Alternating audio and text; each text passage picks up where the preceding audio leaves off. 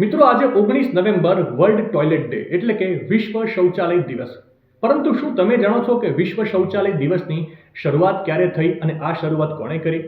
નથી ખબર? કંઈ વાંધો નહીં, હું તમને ઝડપથી જણાવી દઉં તો વિશ્વ શૌચાલય દિવસની શરૂઆત 2001માં સિંગાપોરના સામાજિક કાર્યકર જેક સિમે કરી હતી.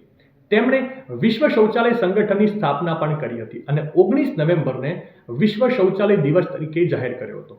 તેમણે શૌચાલયોને લગતા સામાજિક નિષેધને તોડવાનો એક સખત પ્રયાસ પણ કર્યો હતો અને લોકોને શૌચાલય અને સ્વચ્છતા વિશે ખુલ્લેઆમ ચર્ચા કરવા માટે પ્રોત્સાહિત કર્યા હતા. રસપ્રદ વાત એ છે કે તેમણે 19 નવેમ્બરના રોજ પોતાનો જન્મદિવસ ઉજવવાનું પણ શરૂ કર્યું, જેથી લોકો આ દિવસના મહત્વને સમજવા અને તેની સાથે જોડાવા માટે પ્રોત્સાહિત થાય.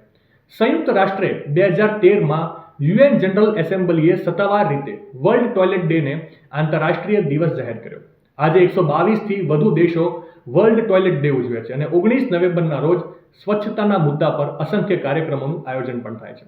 માહિતી સારી લાગી હોય તો રીલને વધારે શેર કરજો અને આવી જ અવનવી માહિતી માટે સંદેશ ડિજિટલ સાથે જોડાયેલા રહેજો.